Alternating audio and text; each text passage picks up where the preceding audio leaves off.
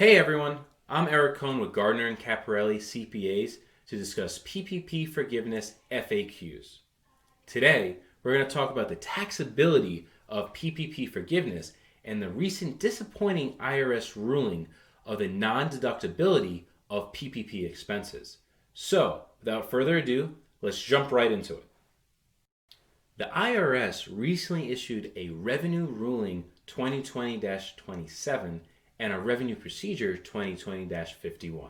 So, what is all of this and how does it affect you?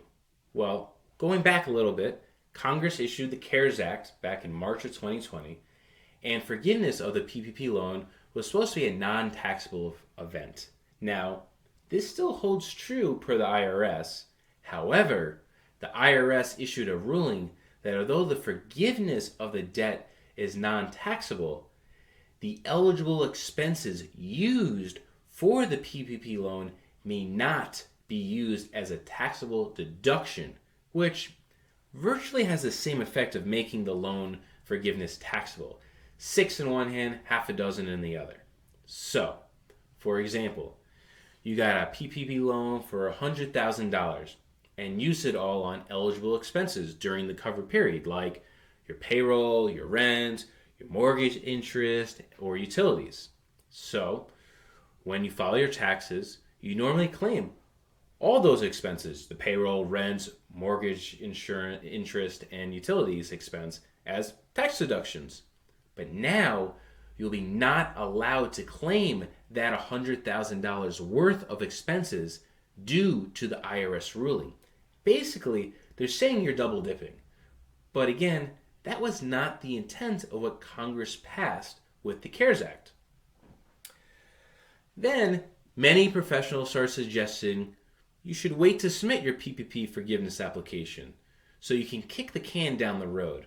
Well, unfortunately, the IRS must have caught wind of this as well and issued a ruling that if PPP forgiveness is reasonably expected, it doesn't matter if you apply in 2020, 2021, the tax effect must be reported in 2020. So, in short, it doesn't matter if you apply for forgiveness if it's reasonably expected to get forgiveness. Either way, you got to claim it on your 2020 tax return. Kicking that can down the road is not an option. If you thought it was reasonably expected to get forgiveness, but you applied in 2021 and you find out that the forgiveness was rejected by the SBA, in part or in whole, the IRS will give you a safe harbor to rectify this via an amendment, administrative adjustment request, or information return. So, if you thought you were going to get full forgiveness, got penalized via taxes on it in 2020, and ultimately you didn't get full forgiveness, you do have a remedy to fix that.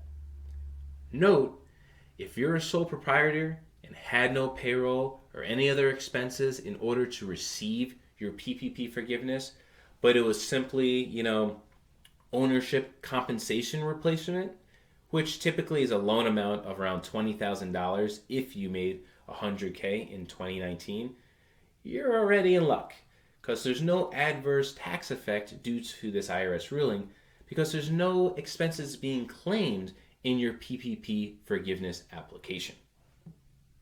Now, it's not all bad news.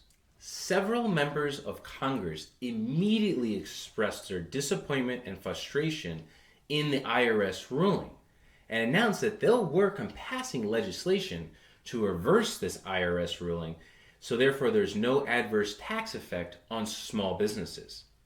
It appears that this even has bipartisan support, so I'm cautiously optimistic that Congress will get something passed, but no one can guarantee that our government will get it done.